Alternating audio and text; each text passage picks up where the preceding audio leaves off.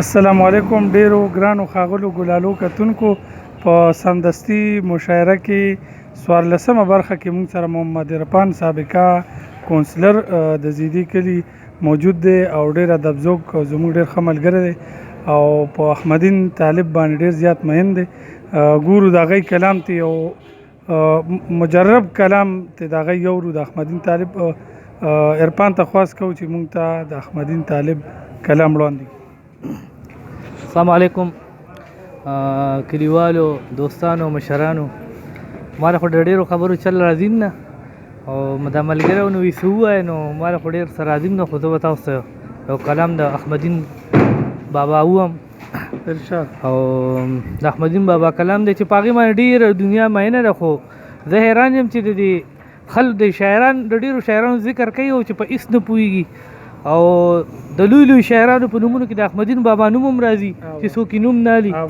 او ماهرین وایي چې د ادب ماهرین وایي چې قافیه او ردیف چې کوم دي نو دا د احمدین بابا ډېر مضبوط دي او شاعران ورته سلامونه کوي د هغه الفاظو ته، د هغه ذخیرې ته چې په هغه یو شعر قدرتي راورېدو. احمدین بابا وایي چې ډېر څه وایي، خو زه به ورته اوس د چاربیت اخري سرنامه ووایم او اخري او کسر به ورته بیا ووایم.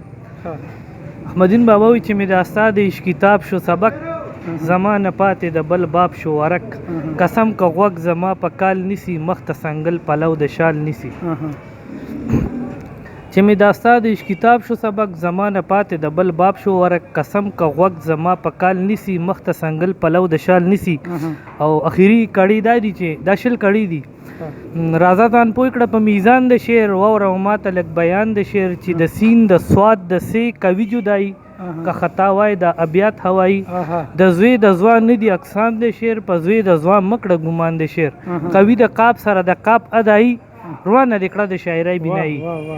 یو وړوکی قاب ته یو غټ کنه کوي د قاب سره د قاب ادایي، روانه د کړه د شاعرۍ بینایي. منصف بکړو ابراهیم خان د شعر، خاص په بوکو کې وینم کان د شعر، منصفانه ویل بکړي خدایي چې په نغمه لري د زړه شیدایي، چې احمدین طالب مجلس کړي آغاز د شاعرۍ په مترار، د شاعرۍ په مترار غوس کې غماز، تخت شاعر استا خراب شو طبق، چې مې داستا د عشق کتاب شو سبق، نا منصفي زمونږ علم نه مني، د احمدین طالب رقم نه مني، څنګه په پترخ کې پردی مال نیسي، مخ ته سنګل پلو د شال نیسي.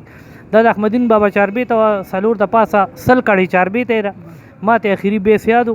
او ډېر شاعران دي، څوک سوی څوک سوی، خو شاعري چې څه ته وایي نو هغه د معیار د سټنډرډ شاعري ده.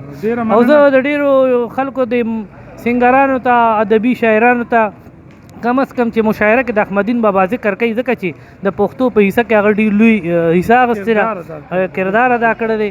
او هغه سړی به ناپوه وي چې د احمدین بابا ذکر نه کوي، لکه څنګه چې د رحمان بابا، د خوشحال بابا، د علي خان بابا، د غني خان بابا، د حمزه بابا، د ډېرو شاعرانو ذکر کوي، نو هغه له پکار چې د احمدین طالب ذکر هم وکړي. والسلام، السلام علیکم.